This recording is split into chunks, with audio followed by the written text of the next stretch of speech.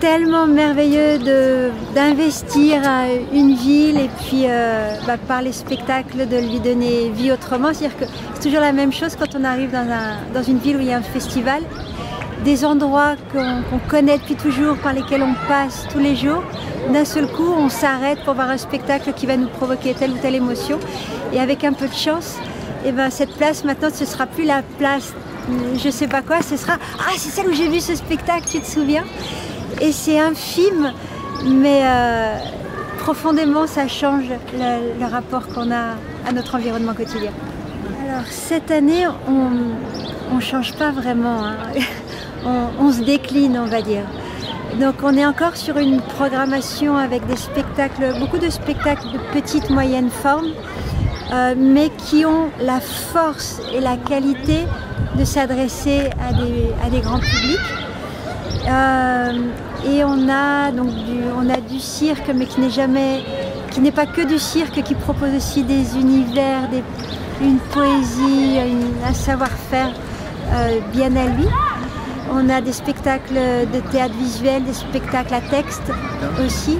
On a du mime, on a du chant et de la danse. Ceux qui ont découvert votre programmation l'année dernière ont découvert des formes extrêmement sensibles, poétiques, des formes plus grandes aussi, mais toujours avec la même poésie, la même profondeur. Cette année, ce sera toujours cette même atmosphère, cette même force qui va se dégager du plus intime.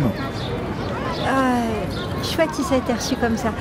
Bah oui, forcément, j'imagine que les artistes qui me touchent sont des gens qui font vraiment ce qu'ils font avant tout pour partager, pour transmettre. Donc à partir de là, c'est difficile que ce ne soit pas des spectacles touchants, voire bouleversants, que ce soit dans l'humour le plus absurde, voire trash, comme dans une poésie affirmée. Et je suis très très heureuse de cette édition aussi, vraiment. On a quand même une grande forme qui est le spectacle de clôture avec la compagnie Opposito, une superbe déambulation qui s'appelle 3 éléphants passent, qui est vraiment, en plus des éléphants, qui sont des structures métalliques énormes qui vont traverser la ville et j'espère transmettre leur tempo et paix d'éléphants. Il y aura des musiciens, c'est multiethnique, donc il y a vraiment quelque chose autour de la rencontre et du faire ensemble, du partager tous autant qu'on est, qui se terminera avec un grand concert aussi.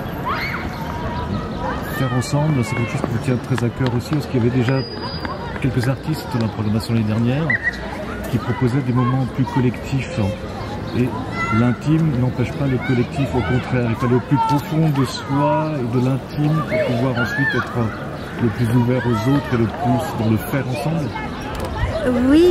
Oui, bien sûr. Pour moi, c'est vraiment important, mais je pense que c'est le théâtre de rue a presque cette mission, j'allais dire, de rendre toutes ces lettres de noblesse au mot populaire.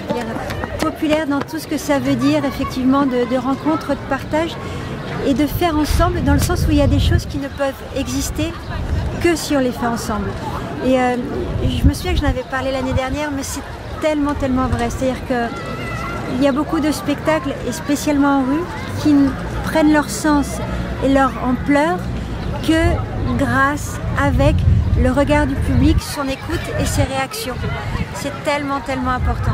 Et c'est ce qui fait que parfois on crée des moments magiques qui viennent de choses extrêmement simples, mais qui réellement prennent une consistance et une force différente parce qu'on est tous à vivre la même chose en même temps ou à y porter attention, en fait, tout simplement. C'est une question d'attention. Et là, voilà, on a effectivement des spectacles d'ordre plus directement participatif où on espère qu'il va vraiment se passer cette magie à grande échelle et créer des moments dont on se souviendra longtemps. Deux moments très particuliers sur la place Kléber, le vendredi et le samedi, l'un autour du chant, de la voix et du corps évidemment, et un autre autour de la danse. Oui, le vendredi soir avec Bernard Massuire, qui nous avait rendu déjà visite l'année dernière, mais sur une forme plus petite, dans un écrin plus petit, et qui va se retrouver pour la première fois, je crois, cette année, à proposer son chant et à faire chanter les gens, à partager ses vibrations musicales pour une moyenne de 1500 personnes. Donc si ça marche, je pense que c'est quelque chose qui résonnera longtemps, dans tous les sens du terme. Pour la danse, le rendez-vous du samedi soir. Pour la danse, on a Calixte de Nigremont, qui est le maître de cérémonie par excellence des festivals de théâtre de rue, mais aussi de plein d'autres événements télévisés, radiophoniques, etc. Qui est une personne du monde et d'un autre monde, avec un français de l'époque des châteaux, un peu désuet mais terriblement d'actualité, avec un humour fabuleux et une bienveillance extrême, et qui vraiment, voilà, il sait comment parler aux gens et comment faire vivre un événement. Et il lui va proposer un bal qui peut aller entre guillemets de la techno à la danse baroque, du menuet au disco des années 80, en passant par Papa Pingouin, etc. Et on espère qu'il va vraiment réussir à faire danser, si ce n'est tout Strasbourg, au moins toute la place Kléber quand elle est bien pleine, et ça veut dire du monde. Comment vous avez choisi ces compagnies qui viendront nous voir, qui viendront réinventer la ville? Je suis contente de cette question-là parce que ça me permet de dire aussi, on est sollicité, on est par énormément de compagnies. Et il faut effectivement faire un choix, et les compagnies à qui on n'a pas proposé de venir, c'est pas du tout forcément pour un problème ou pour un choix artistique. C'est souvent tout simplement parce qu'il faut effectivement une cohérence dans les différents langages proposés, en fonction des endroits aussi. Et puis après, quand on fait une programmation, c'est forcément subjectif. Donc voilà, j'essaie de ne faire venir que des compagnies qui, à un moment donné, pour une raison ou pour une autre, m'ont fortement touchée et que j'ai eu l'occasion de voir aussi. Et ça, c'est important. J'essaie de faire venir des compagnies que j'ai vues, que j'ai eu l'occasion de vivre, de respirer, et d'apprécier non seulement le spectacle, mais la réaction qu'il y avait dans le public où j'étais. Et donc voilà, tout simplement. Et les compagnies qui viennent sont des compagnies que j'ai toutes eu l'occasion, absolument toutes, de voir en direct et d'avoir été touchée. Ce qui permet aussi, j'imagine, d'imaginer les endroits où l'écho sera le plus fort entre le spectacle et la ville et les spectateurs. Absolument, c'est tellement important l'endroit où on joue. Il y a vraiment des endroits qui sont compliqués, où il faut transcender plein de choses, du bruit, peu importe, plein de choses. Et des endroits au contraire qui portent, qui sont le juste écrin pour le spectacle proposé. Et ça, c'est très très important pour moi de choisir, de faire attention à ça. Cette année, on a des compagnies qui viennent donc principalement de France, mais aussi d'Espagne, d'Italie, de Belgique et du Japon. Une compagnie qui nous vient du Japon, que j'aime énormément et je suis très très heureuse de retrouver. La compagnie S'il vous plaît. Pour commencer par eux, voilà, eux ils sont dans ce que j'appelle une lignée de spectacles classiques, traditionnels du Festival de théâtre de rue. C'est pas des choses innovantes, avant-gardistes, modernes, etc. Mais c'est le cœur du spectacle de rue. Donc c'est du mime, ils proposent des petits sketchs de la vie quotidienne. Mais donc c'est des choses qu'on connaît, sauf que c'est fait à la japonaise. C'est-à-dire qu'ils ont un petit quelque chose de kitsch qui, certainement fait par des Européens, ne fonctionnerait pas du tout de la même manière, mais fait par eux. C'est hilarant, c'est extrêmement tendre, c'est d'une innocence absolue, et ils sont attachants comme tout, et c'est un vrai bonheur, vraiment. Voilà. Et pour donner quelques autres... c'est difficile de choisir des spectacles, je les aime tous vraiment, je suis tous tellement heureuse qu'ils soient là. Mais dans un registre très différent, j'ai eu deux grandes découvertes l'année dernière, deux énormes coups de cœur. C'est la compagnie Libertivore avec le spectacle Phasme, qui est pour le coup pas du tout narratif, pas du tout... c'est un duo de danse et acrobatie entre un homme assez grand, plutôt on va dire un géant, à côté de sa partenaire qui est une toute petite personne, et à eux deux, ils font un duo d'une beauté. Je crois que c'est la première fois de ma vie que j'ai les larmes aux yeux, je pleure vraiment tellement c'est beau. c'est d'une beauté absolue. Ils sont justes dans leur danse, dans l'écriture, c'est extrêmément bien écrit, et dans leur présence. C'est un bijou, vraiment un bijou.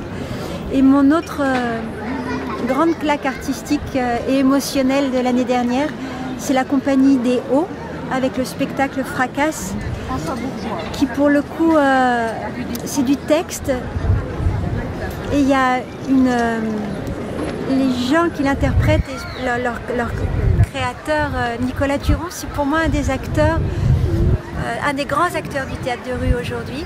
Et il y a une recherche tellement évidente d'honnêteté, d'authenticité, d'être juste sur le moment dans l'émotion, qu'il nous promenait.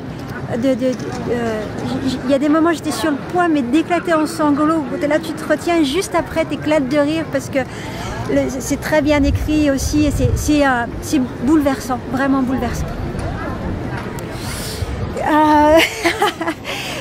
Par exemple, on a dans un registre très différent la compagnie Les Célènes avec Heures séculaires qui pour le coup propose un spectacle aérien construit autour de la musique d'Éric Satie, et c'est fait avec une lenteur et une délicatesse extrême, et du coup ça nous emmène vraiment dans un autre temps. C'est extrêmement poétique et c'est voilà, c'est un moment suspendu dans tous les sens du terme. C'est très très très beau aussi. Et après on a par exemple Carnage Productions avec Stéphane Philoc qui est un autre de nos grands comédiens de théâtre de rue et qui, là on est dans de l'absurde absolu. C'est un personnage qui, le pauvre, il a rien pour lui. Et il trébuche dans les mots, il trébuche dans ses gestes, il nous fait rire vraiment. Et au bout du compte, il arrive à nous toucher infiniment. Et c'est pareil, dans son domaine, c'est aussi un petit bijou. Comme ça. Je crois que ce qui est très beau, et je suis très heureuse parce qu'à Strasbourg, il y a à chaque fois plus un vrai public de festivaliers qui prend le programme, qui suit, qui cherche. Et c'est bien parce qu'il y a vraiment des choses que les gens n'iraient pas voir forcément au théâtre. Et là, on leur propose plein de petits univers différents. Et ça peut sembler naïf de dire ça, mais je crois que les émotions ou les choses provoquées par les spectacles, après, peuvent avoir un impact réel dans la vie des gens. Petits ou grands, on est voilà, dans des histoires plus ponctuelles, mais ça existe, c'est essentiel, un festival de théâtre de rue dans une ville. Vraiment.